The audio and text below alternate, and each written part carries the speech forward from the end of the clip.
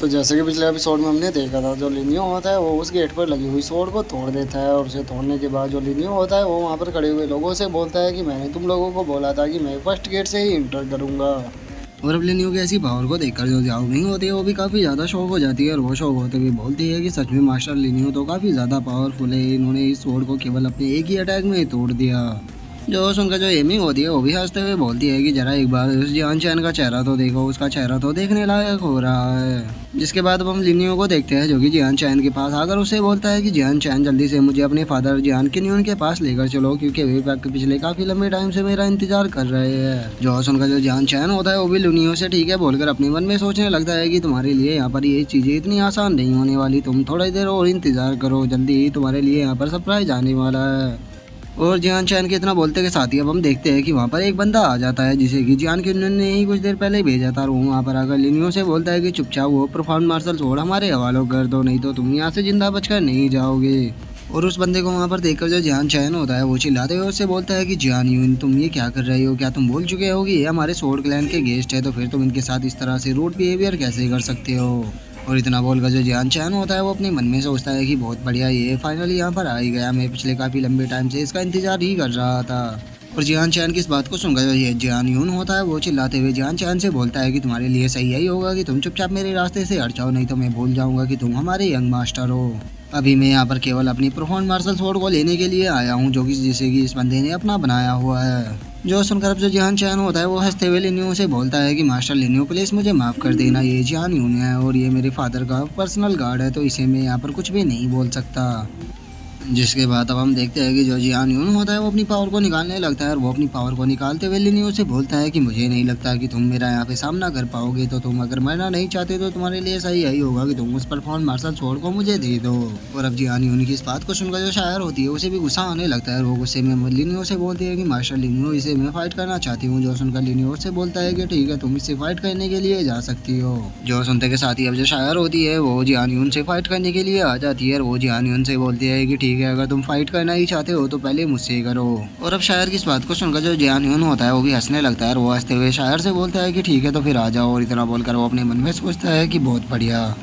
तुम खुद ही मरने के लिए मेरे सामने आ गई, वैसे भी यहाँ पर मुझे तुम्हें मारने के लिए ही भेजा गया था। और इतना सोचकर अब जो जियान यून होता है वो शायर की तरफ अटैक करते हुए बोलता है कि अब मरने के लिए तैयार हो जाओ। और इतना बोलकर वो शायर की तरफ अपनी सोर्ड से अटैक कर देता है, लेकिन जो शायर होती है उसकी स्पीड काफ़ी ज़्यादा होती है, इसीलिए वो उसके अटैक से काफ़ी आसानी से बच जाती है। और उसके अटैक से बचते हुए ही जो शायर होती है वो अपने अटैक को रेडी करने लगती है, और हम देखते हैं कि शायर के चारों तरफ काफ़ी ज़्यादा सोड़े आ चुकी होती है, और जो शायर होती है वो उन सोड़ों को जो जियान यून होता है उसकी तरफ शूट कर देती है, लेकिन जो जियान यून होता है उसकी स्पीड भी काफ़ी ज़्यादा होती है, और वो जंप कर शायर के अटैक से बच जाता है। और शायर के अटैक से बचने के साथ ही जो जियान यून होता है वो अपनी स्वॉर्ड को लेकर जो शायर होती है उसकी तरफ अटैक करते हुए बोलता है कि अब तुम जिंदा नहीं बचोगी। और इतना बोलकर वो शायर के ऊपर अटैक करने के लिए आने लगता है, और अब शायर को खतरे में देखकर जो थर्ड एल्डर होता है वो इन लिन्यू से बोलता है कि मास्टर लिन्यू शायर खतरे में है, तो क्या उसे बचाने के लिए मुझे जाना चाहिए। जो सुनकर लिन्यू से बोलता है कि नहीं तुम थोड़ी देर इंतजार करो। जिसके बाद अब हम देखते हैं कि जो शायर होती है वो जियान यून के ऊपर एक काफ़ी पावरफुल अटैक को कर देती है, जिसे देखकर कि जो जियान यून होता है वो बचने की कोशिश करता है, लेकिन वो उसके अटैक से पूरी तरह नहीं बच पाता,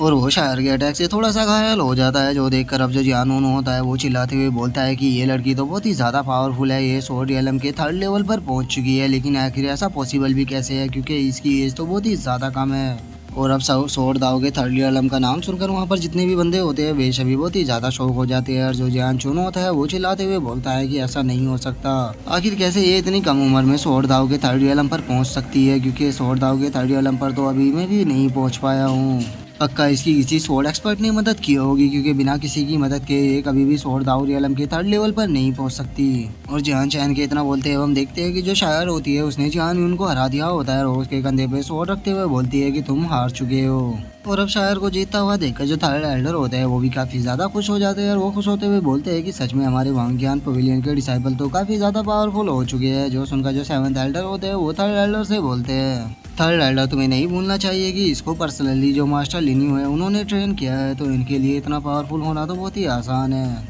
और सेवंथ एल्डर ये सब कुछ बोल ही रहा होता है, लेकिन पीछे से तभी चिल्लाते हुए जो जियान चैन होता है वो लिन्यू से बोलता है कि मास्टर लिन्यू जियान यून को कुछ भी मत करना, क्योंकि वे मेरे फादर के पर्सनल गार्ड है। और अगर उसे यहाँ पर कुछ हो गया तो इससे हो सकता है कि जो मेरे फादर है वो आप पे थोड़ा ऑफेंड हो जाए, जिससे कि आपके लिए और यहाँ पर आपके जो फ्रेंड है उनके लिए थोड़ी प्रॉब्लम हो सकती है। तो इसीलिए मैं चाहता हूँ कि आप उसे कुछ भी ना करें। और जियान चैन की इस बात को सुनकर जो लिनियो होता है वो जियान चैन से बोलता है कि तुम्हें टेंशन लेने की कोई भी जरूरत नहीं है, मैं इसके जैसे कचरों को मारकर यहाँ पर अपने हाथों को गंदा नहीं करने वाला। और अब लिनियो की इस बात को सुनकर जो शायर होती है वो भी अपनी सोड को पीछे रख लेती है और वो अपनी सोड को रखते हुए जियान यून से बोलती है कि ठीक है तुम यहाँ से जा सकते हो। जो देखकर जो जियान यून होता है वो भी शायर का शुक्रिया अदा कर देता है। लेकिन तभी जो जियान चैन होता है वो जियान यून को माइंड टू माइंड बात करते हुए उसे बोलता है कि ये लड़की जिंदा नहीं बचनी चाहिए, इसे अभी के अभी खत्म कर दो। जो सुनकर जो जियान यून होता है वो भी जियान चैन से बोलता है कि मास्टर आपको टेंशन लेने की कोई भी जरूरत नहीं है, मैं इसे यहीं पर ही आज खत्म करूंगा। और अब इतना बोलकर जो जियान यून होता है वो पीछे से शायर के ऊपर अटैक करने के लिए जाने लगता है, लेकिन जो शायर होती है उसका ध्यान जियान यून के ऊपर आ जाता है और वो जियान यून को अटैक करता हुआ देखकर काफी ज्यादा शौक हो जाती है। लेकिन इससे पहले कि वो कुछ कर पाती हम देखते हैं कि आसमान से एक डेविल जैसा एक काफी बड़ा हैंड आकर जो जियान यून होता है उसे वहीं जमीन पर मसल देता है। जिसके बाद हम देखते हैं कि वो अटैक लिनियो ने किया होता है और वो अटैक करते हुए बोलता है